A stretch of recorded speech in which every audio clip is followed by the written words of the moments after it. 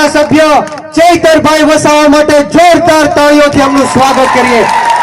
સાથોસાથ મંચ ઉપર બિરાજમાન છોટા ઉદયપુરના જિલ્લા પ્રમુખ એવા રાધિકાબેન રાઠવા, બાબુભાઈ ડામોર, રાકેશભાઈ, વિદ્યાર્થી નેતા યુવરાજસિંહ જાડેજા, નરેશભાઈ, પ્રવીણભાઈ અને સમગ્ર આમ આદમી પાર્ટીની ટીમ અને તમામ નામી અનામી મહાનુભાવોનું આ તકે હું ખૂબ ખૂબ સ્વાગત કરું છું।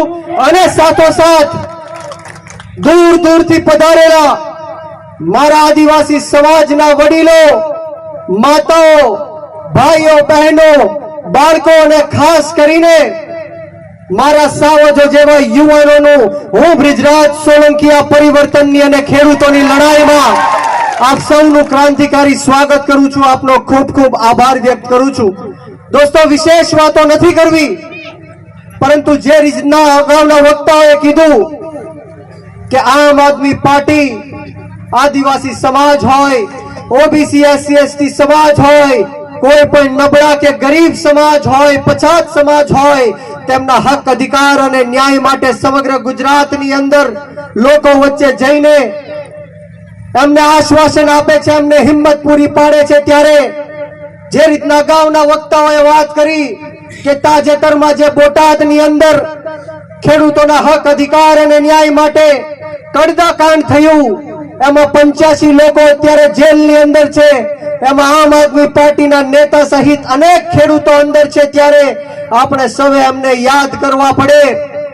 આમ આદમી પાર્ટીના ખેડૂત નેતા એવા રાજુભાઈ કરપડા હોય, ફ્રન્ટલ અધ્યક્ષ પ્રવીણભાઈ રામ હોય, રમેશભાઈ મેર હોય, રાજુભાઈ બોરખતરિયા હોય, સાથોસાથ પ્રવીણભાઈ હોય અને 85 ખેડૂતો જે અત્યારે જેલની અંદર સંઘર્ષ કરી રહ્યા છે, એમની માટે એકવાર જોરદાર તાળીઓ થઈ જાય મિત્રો। કારણ કે આપણા હક અધિકાર અને ન્યાયની લડાઈ માટે એ અત્યારે અંદર છે। અને જ્યારે જ્યારે પણ હું આ સભાની અંદર વક્તવ્ય આપું છું ત્યારે એક વાત અવશ્ય હું નોટિસ કરું છું કે જ્યારે જ્યારે પણ ચેતરભાઈ વસાવાની સભા હોય, આમ આદમી પાર્ટીની સભા હોય, ત્યારે સ્થાનિક ધારાસભ્ય, સંસદ સભ્ય, આ મંત્રીઓ, આ ભાજપના નેતાઓ અવારનવાર એવા પ્રયત્ન કરતા હોય, ડરાવવાના અને ધમકાવવાના પ્રયત્ન કરતા હોય।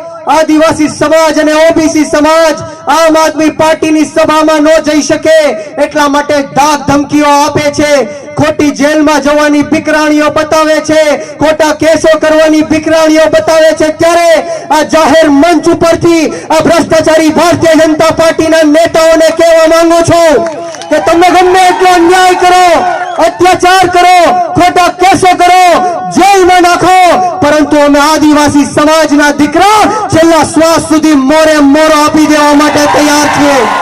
અમે કોઈનાથી ડરતા નથી, અમે કોઈનાથી ગભરાતા નથી। અરે બહુ જોઈ તમારી જેલ ફેલ, અમારા ચૈતર વસાવા જેલથી ડરવા વાળો વ્યક્તિ નથી, અમારા ગોપાલ ઇટાલિયા જેલથી ડરવા વાળા વ્યક્તિ નથી। તમારી જેલની દિવાલો ચૈતર વસાવાનો વિચાર નહીં રોકી શકે, તમારી જેલની દિવાલોના સરિયા અમારી જેવા યુવાનોના ક્રાંતિ કરવા માટે નહીં રોકી શકે।